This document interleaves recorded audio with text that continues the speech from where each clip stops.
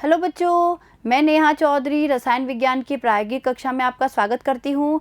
देखिए बच्चों, हम लोग अकार्बनिक लवण के गुणात्मक विश्लेषण के बारे में पढ़ रहे थे, जिसमें हम लोग अम्लीय मूलकों और क्षारीय मूलकों के क्रमबद्ध गुणात्मक विश्लेषण के बारे में पढ़ चुके थे कि किस तरीके से अम्लीय मूलकों का और जो क्षारीय मूलक है उनका क्रमबद्ध रूप से विश्लेषण किया जाता है। और देखिए बच्चों, आज हम लोग बात करेंगे किसी अज्ञात अकार्बनिक लवण के बारे में, जिसमें हमें अम्लीय मूलक की भी पहचान करनी है और क्षारीय मूलक की भी पहचान करनी है। कहने का मतलब है कि हमें कोई अकार्बनिक लवण दिया हुआ है और वो ऐसा अकार्बनिक लवण है जो अज्ञात है, जिसमें हमें धनायन और ऋणायन नहीं पता है, यानी उसमें उपस्थित मूलकों के बारे में हमें नहीं पता है और वो मूलक हमें ज्ञात करने हैं। यानी जो अकार्बनिक लवण है उसमें अम्लीय मूलक कौन सा है और क्षारीय मूलक कौन सा है, ये हमें ज्ञात करने हैं या ये हमें पहचानने हैं। और देखिए बच्चों, आपके एग्जाम में इसी तरीके का प्रैक्टिकल आता है, जिसमें आपको कोई अज्ञात अकार्बनिक लवण दे दिया जाता है और उस अज्ञात अकार्बनिक लवण में आपको धनायन और ऋणायन की पहचान करनी होती है। तो देखिए बच्चों, समझिएगा इस प्रैक्टिकल को बहुत ध्यान से कि किस तरीके से क्रमबद्ध तरीके से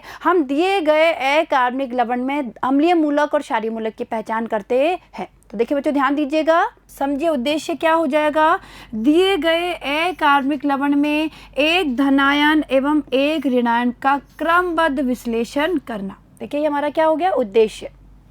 यानी क्या है, कोई अकार्बनिक लवण हमें दिया गया है और अकार्बनिक लवण में हमें धनायन और ऋणायन को पहचानना है, यानी उनका क्रमबद्ध विश्लेषण करना है। और देखिए बच्चों, आवश्यक सामग्री देखिए, परख नलियाँ, परख नली होल्डर, फिल्टर पत्र, कांच की छड़ और आवश्यक अभिकर्मक। तो देखिए जो समझिए भाई, जब भी हम प्रयोग लिखेंगे, यानी इस तरह कभी भी प्रयोग को लिखेंगे हम, तो इस तरीके से प्रयोग को लिखा जाता है। पहले उद्देश्य लिखते हैं, फिर आवश्यक सामग्री लिखते हैं, और देखिए बच्चों उसके बाद हम लिखते हैं प्रोसीजर यानी हमने क्या प्रक्रिया की।